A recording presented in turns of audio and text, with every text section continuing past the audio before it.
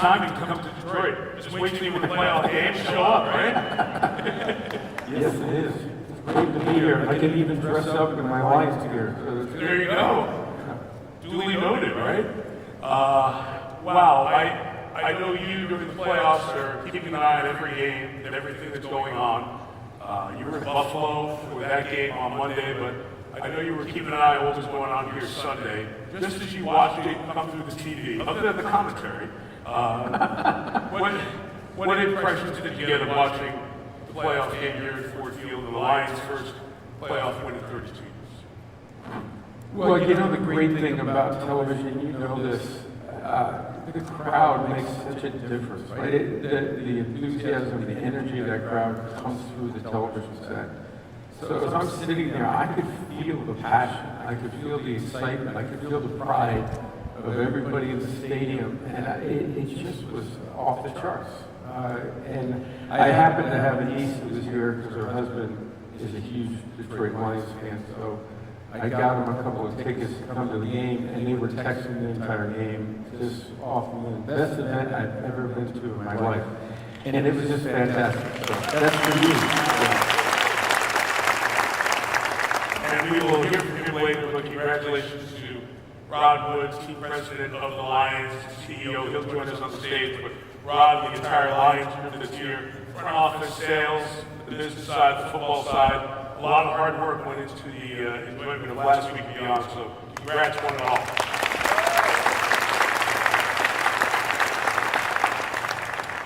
So what does it mean when one of these franchises, like the Browns, like the Lions, the franchises that are here at the foundation, really, of the league, and have these incredible fan bases, what does it mean for the league overall when they rise up and have weeks or seasons like they're enjoying right now? I think it's special when it happens with the founding club, and when it happens after so many years of frustration and disappointment, it makes winning so much better, doesn't it? Right? It just makes it special. I'm not saying you wanted to go through those years. I get it. But the reality is the league has never been more competitive than it is today. It is harder to win in this league. It's harder to continue to win. I think 18 out of the last 20 years, we've had a team go from last division to first. I think we have 6 playoff teams this year, which is about average. To have that kind of competitiveness, I think is great for the product, it's great for the fans, ultimately. And it's hard on teams because it is so hard to win in this league. And so to have the Lions in this case, or the Browns, had a great season, to have that kind of success after those years that are frustrating, it's rewarding. It's great. I mentioned it a bit before I brought you up on stage. You've really watched this league grow in a very unique space. As you got started at a lower level in the NFL. The lowest level. Tell the story, please, if you don't mind. Pardon me? Tell the story, if you don't mind, about your start in the league office. Well, when I was going to college, I always wanted, for some reason, I picked out I wanted to work in the league office for Pete Rozelle, the commissioner. I admired him. I thought he was extraordinary. I loved what he did. I studied everything about him. And that really began in high school. When I was a senior in college, I wrote a note to my father that said 2 things I want to do to make you proud. And second, to be commissioner of the NFL. He probably laughed out loud when he got it, by the way. And rightfully so. I think there's been 8 commissioners since the beginning of the league, and 3, one still going, hopefully, from 1960. So it was a little unrealistic, but I really, fortunately, just wanted to be part of the league. And I sent my letters everywhere. I have 53 rejections from NFL entities as clubs in the league office, some of which are my bosses today. And so I have those letters, I keep them.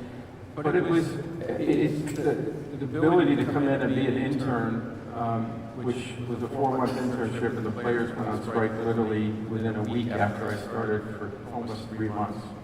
So I thought it was going to be an odd internship, but as it turned out, it was a great opportunity for me to learn and understand and get some exposure.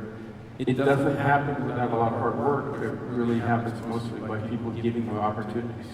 I had great mentors, people as well included, Paul Tagliabue, so many people that have given me that level of support or that opportunity to really get to this opportunity that I have today, which is an honor and a privilege.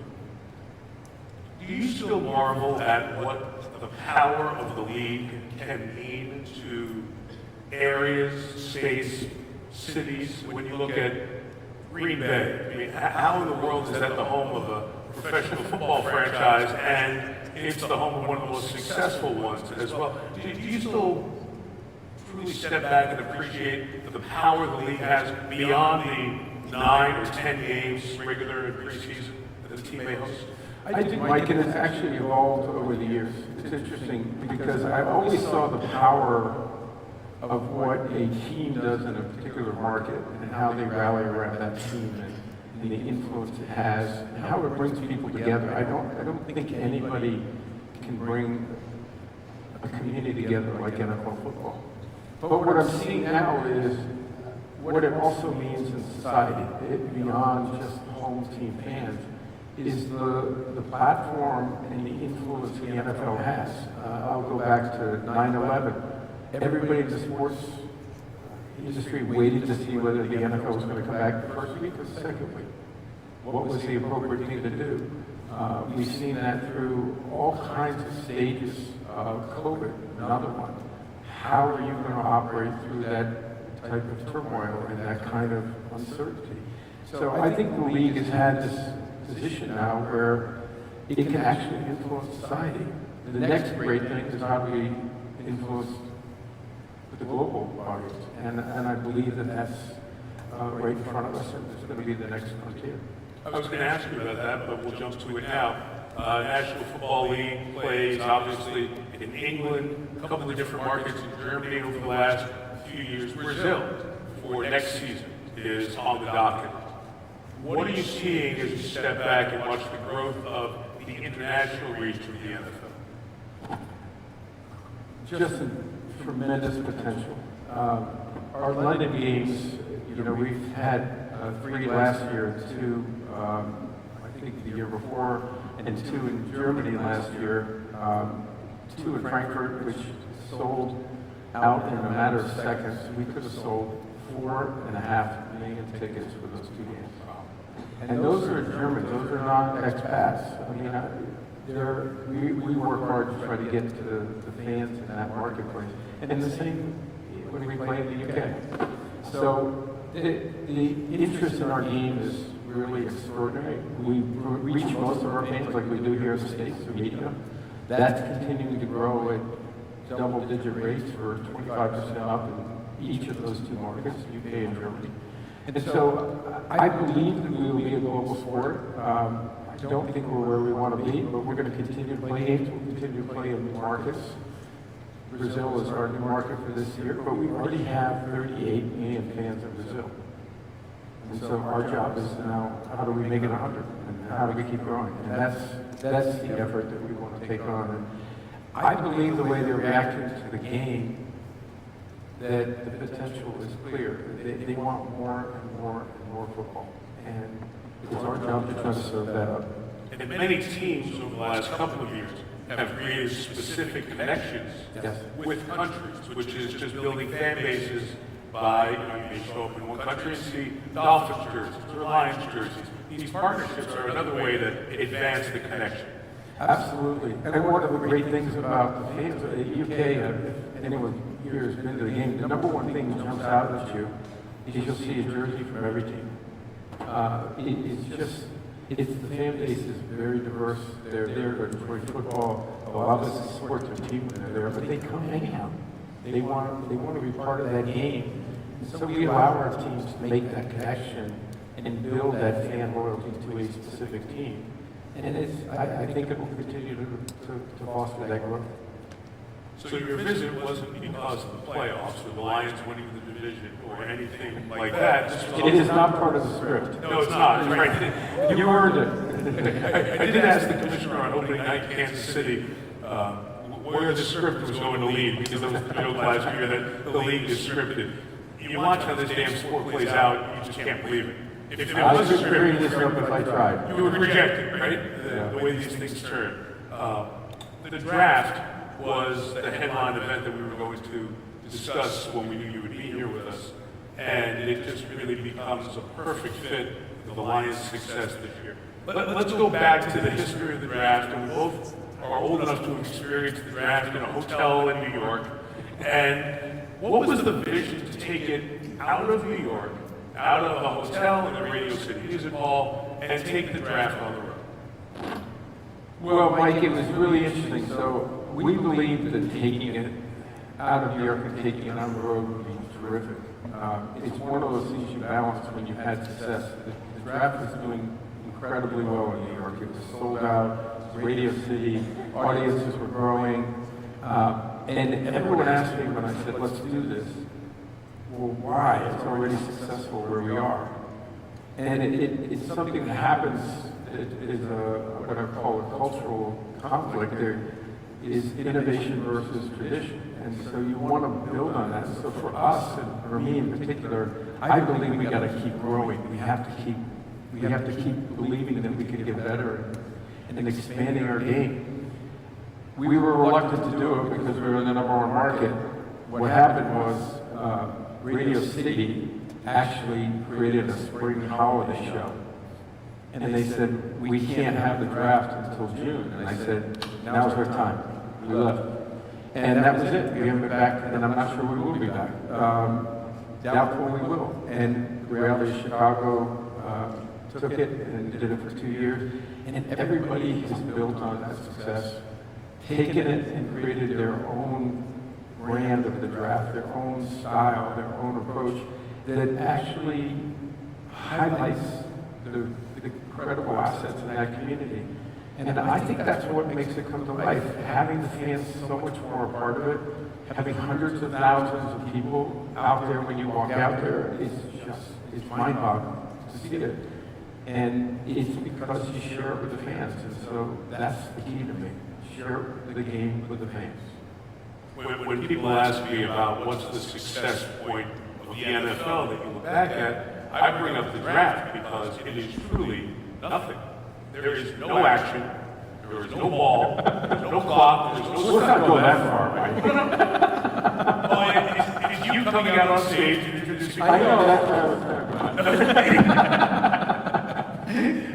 But it's almost must-see TV, and it has an energy that really connects, and taking it on the road has elevated that energy. So as you go back to Philadelphia, and Las Vegas, and Kansas City last year, And Nashville was incredible.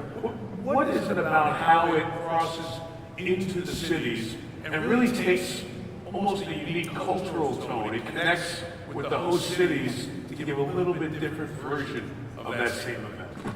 Well, right from the beginning, even when you're bidding for the draft, the #1 thing for us is to try to tell you, do it your way. We want you to do it Detroit style, right? We want you to show what Detroit fans and the passion and the community and the downtown, if that's where the location is, and let people understand what Detroit's all about. And you won't get a bigger platform. Our draft here will probably reach 60 or 70 million people over the 3 days. There are not many opportunities to do that outside of a stadium. This is going to be where everyone's going to see the people and the places that make this community special. And that, to me, is the beauty of it. And so, to me, my encouragement to all of the leadership and the people who are organizing this, and there are so many that do an extraordinary job, is to do it your way. And I'm sure it'll be a great success if you do. And to that end, there's true benefit for the local businesses. Sometimes a big event comes in and the local businesses are not embraced and supported. And I know from the work the Detroit Sports Commission has done and everyone here at Visit Detroit, that's a big part of what this event is going to be. And that includes a lot of the great minority-owned businesses, which helps connect with the ethos of the league. And look, most of the players, a high percentage, are African American. And this league has not run from that. It has embraced, supported, and elevated that. and the support of the draft is another version of that exact thing happening. Absolutely. I think, diversity makes us better and stronger. And so we share this. Absolutely. We want to share this event with everyone, not just as people who come to watch it, but the people who work so hard to make it happen ultimately. And frankly, they benefit by bringing their business communities in. So it's called Business Connect. And it's an extraordinary program that allows us to get minority-owned businesses, women-owned businesses. We want to bring those businesses in and make it a part of our event and to give them that opportunity. It's been extraordinarily successful on all our events. We do it at kickoff, we do it here at the draft, we do it at the Super Bowl. It's just part of sharing again and letting everyone have a piece of the success of the event also. I would be remiss if I didn't point out that you get it in terms of really connecting with the players. I just saw a piece that you went, I believe it was in August or September, with a former player, Justin Tuck, to a correction facility in Connecticut. And he encouraged you to come along and see, what have you learned by spending time with the players in this league and understanding their causes and concerns that otherwise, if you just stayed at 345 Park Avenue, you would not have connected in the way you have with really the rank and file employees, the people who are the players in national football. Yeah, I believe you have to learn from every experience, different people. Everything you do is a learning opportunity to get better ultimately, both personally and professionally, and for our league. And I truly believe our players we see them as great athletes, but they are incredible people. They are thoughtful, smart, have strong views. They're frankly born leaders. They know how to compete with the best of them. They know how to work with people as a team. I believe football is the greatest team sport in the world because it talks about teamwork. It doesn't happen without everyone working together. And our players contribute in their communities like no one else. I can't imagine doing that at my age. When I was that age, what they do, the commitment they make, the family makes. On their days off, on Tuesdays very often. Unbelievable. And even in off season, more and more of our players want to move to the cities because they want to be part of that community and help address things. They also have been incredibly helpful to me in understanding what's going on in the communities that they come from. And a number of my players were incredibly influential to me 10 years ago when they were saying, well before a lot of the storms we've seen in the last few years, this is what's happening in our community. We want to address that as a league and as individuals and help us devise plans that as a league we can contribute to, whether it's in criminal justice, whether it's in education, whether it's police and community relations, all supportive of trying to just how do we get better in our communities. And our players were focused on that, willing to take the time, putting their money behind it. And so we as a league devise plans with the players to make sure we use our platform. We see it through Inspire Change. We see it through My Cause, My Cleats, where we talk about all the work that our players are doing and the causes that they care about. I'm inspired by our players every single day, and they call or they text. Not all of them are so great, but most of them are, and they have ideas. And I welcome that. And then frankly, the critical comments or the constructive comments are the ones that are the most useful. I'm a big believer. People say all the things that are going great. I want to know what's going wrong.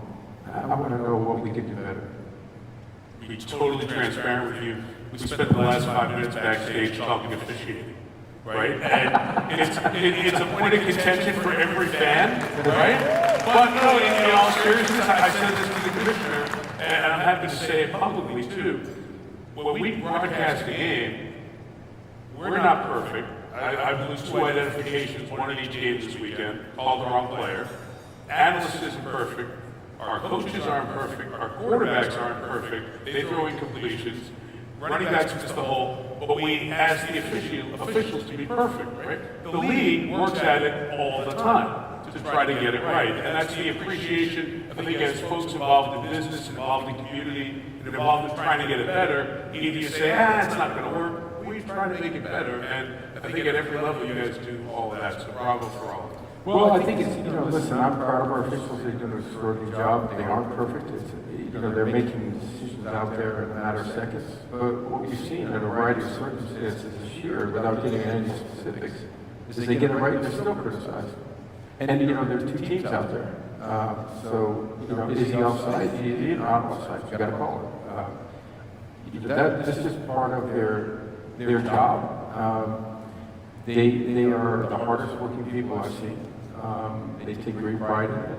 They're individuals who work to try to make sure they're contributing to the game. But we add technology to try to improve that too. So I'm very proud of what they do. We have healthy debates, and that's why I love the commissioner, because he'll tell me I'm wrong, and we move on. So I have questions for some of you here, because most of the questions I was going to ask I blew off because we just started chatting. Who was your inspiration? These are questions that you all submitted, so thank you for doing my job for me. Who was your inspiration? Well, originally my inspiration was my parents. People talk about my dad because he's led a public life in politics, but and I was very proud of that. He had courage and strength, and he made decisions that were unpopular, but he did it because he believed it was right. And that was a great lesson for me. But my mom was, I'm one of 5 boys in 7 years, and I'm the smallest of all of them. And I got to tell you, she was extraordinary, just a great influence. Unfortunately, we lost her at age 53, and I like to tease, we probably had a lot to do with it, having 5 boys in 7 years. But those two are my inspiration to this day, to continue to make them proud, and hopefully make them proud that I did it the right way. But I had so many mentors in my life, and so many people that I've had the privilege of being exposed to that have changed the course of my life. Some with criticism, some with words of encouragement, some with, hey, did you think about this? And, those are, mentoring is a big deal for me. I believe in it. I believe everyone should participate in that in a way that really can help others. And I've seen a lot of familiar faces in this room. I know a lot of you mentor some of the great people in Detroit, so bravo to you who do that in this city on a regular basis. You helped make this city come to life the last few years. What will make this the most successful draft in history? I go back to what I said before, you do it your way. You show off this community the way it deserves. To your point, what you've done in this community is amazing. I've been coming here for decades. You see what you've done physically in the downtown area, but it's really as much about the way you've come together, the public and the private sector, and you've rallied around this community. And I think people in the world should see it, and you're going to have that opportunity. So if everyone sees what Detroit really is and the passion of the people in this community, that will be a successful draft. Well said. Other than the winter weather, why was Detroit selected for the 2024 NFL draft? I've been always seeking to try to have a draft where it's also snowing at the same time. That would be a cool moment, right? It's happened in April before. It happened. I'm from Western New York, so believe me, I get cold and I get snow. I understand it. I think it was really this can-do spirit. I give a lot of credit to the Detroit Lions. I think a step back to do the next segment, but they believe that this community should be on the stage, and they pursued it very aggressively. They brought the business community together along with the public sector, and the leadership here has been extraordinary. And just a commitment to say we're going to do this, and we're going to do it in a way that is something you'll be proud of to the NFL, but also our own community. We didn't hesitate. We thought this would be a great place for the draft, and we have no doubt about it. I'm going to jump off your list of questions for a second. your wife Jane did a wonderful documentary, produced it on 4 of the amazing women who have seen so much of the history of the National Football League, and Martha Firestone Ford was one of the women involved. And I know that you are always so good about being fair to all 32 franchises and the ownership and the people and the teams, but I'm sure that it makes you feel good to see Martha, Sheila Ford Hamp, the entire Ford family that has meant so much, not just to this franchise, but to the league, be able to enjoy not just what happened here in the season, but also the draft being here in Detroit this coming spring. Well, I came here for a game earlier this season, and I didn't think I'd get invited back because when I left, you were 17 points down, if I recall. And usually I don't get a re-invite. As soon as I left, before I got to the airport, you were winning. So that's how great it was. But sitting at that game between Sheila and Mrs. Ford was a memory I'll take with me for a long time. I mean, Mrs. Ford's seen a lot of football. And one of the other women that my wife did that series on was Virginia McCaskey, who is 101 years old and has seen a lot of football. So sitting with them and hearing their perspective and how they look at the game and the knowledge they have about the game and the history was really beneficial to me. 2 last questions. Do you foresee the Super Bowl returning to Detroit? Super Bowl 40 was held here in 2006. I don't know if they believe in that. What I'd probably say today is let's go kill the draft, and then we'll take that one on next. Gotcha. Good answer.